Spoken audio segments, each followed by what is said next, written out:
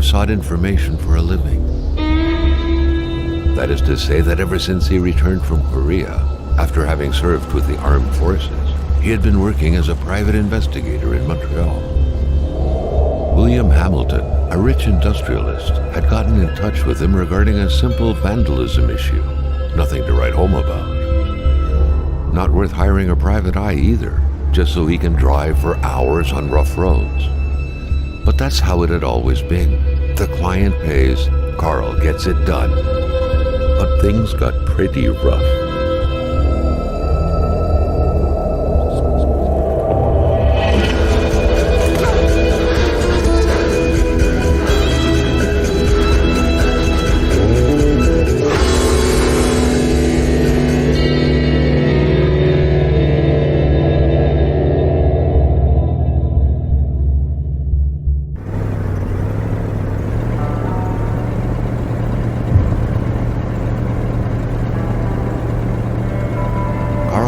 Sought information for a living.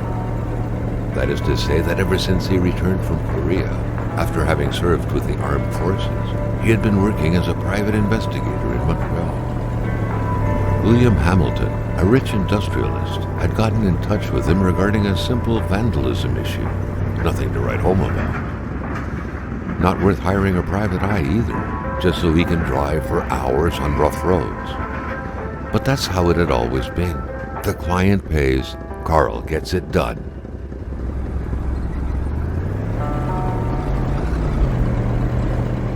They had set up to meet at the general store, his client's business.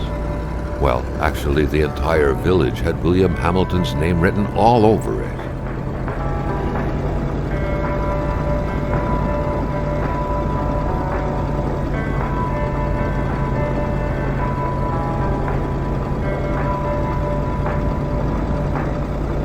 When the roads were bad, muddy, or snowed in, it was customary around these parts to close them off. But it was also customary to ignore those signs entirely and drive there anyway.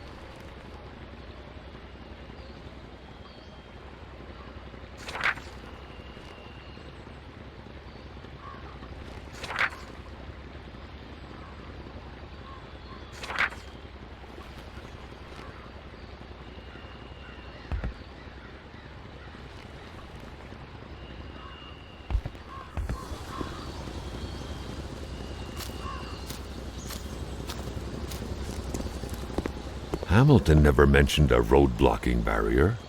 Why was it needed here in the back of Beyond? That would, however, be a mystery for another day.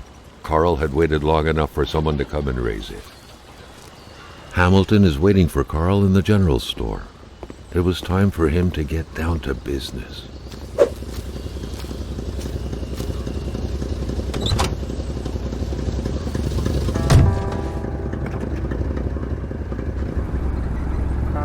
Hamilton enjoyed a lavish country house built in the very heart of the northern forests, not too far from here.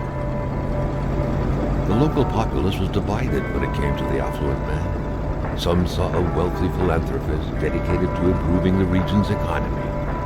Others an aging Englishman who would do anything to further his fortunes. And those ones hated him enough to go on about scheming against him. Hamilton had recently acquired a few local businesses, but the last straw was the reopening of a mine, which gave rise to a wave of protests and threats from the Cree people. Given these circumstances, Carl reckoned that a good number of people must be feeling compelled to oppose Hamilton in one way or another. So far, only the industrialist's house had been a target, but soon enough, Carl thought, the target would become the man.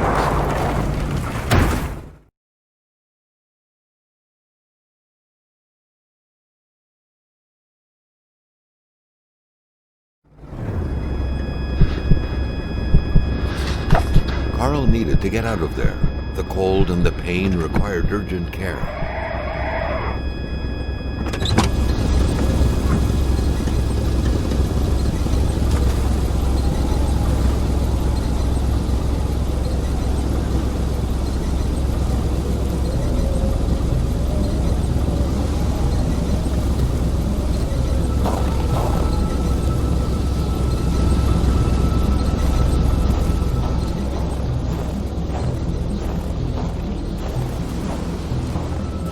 The driver had taken off. It was still best to check it out and leave nothing to chance. Carl needed help.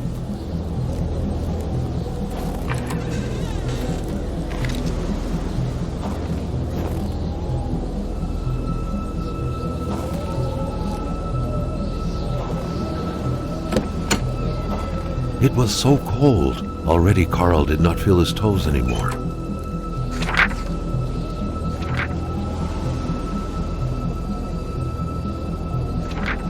Such heart-wrenching Nordic poetry that was.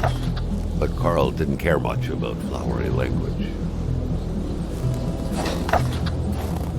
This deep in the country, his last hope was to find an abandoned garage or a farm by the roadside. His life depended on it.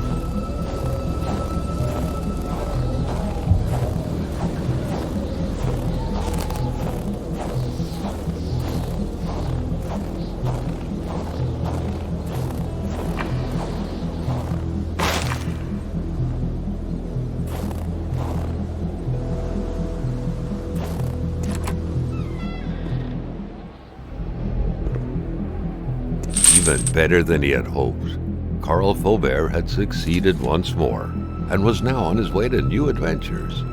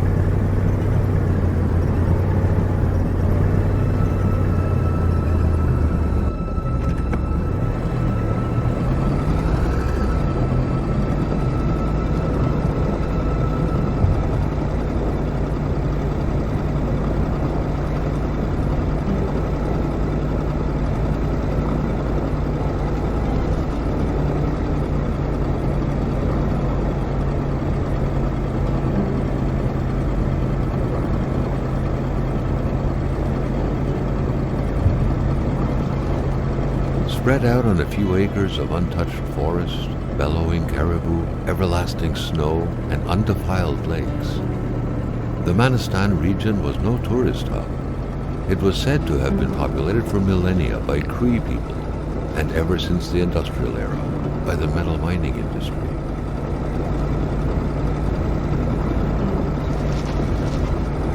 The truck was running on fumes. Good thing that the general store was close by.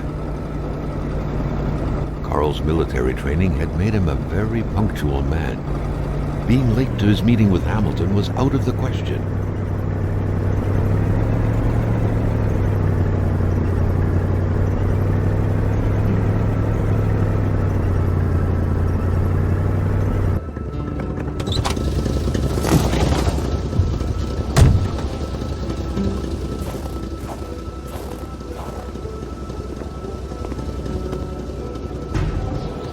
Something fell to the bottom of the box.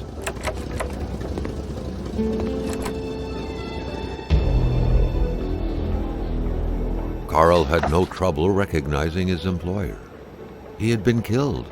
There was no need to be a detective to figure that out. But only a detective could have noticed that the killer had to have been very close, that the fatal blow had been given before the victim even realized.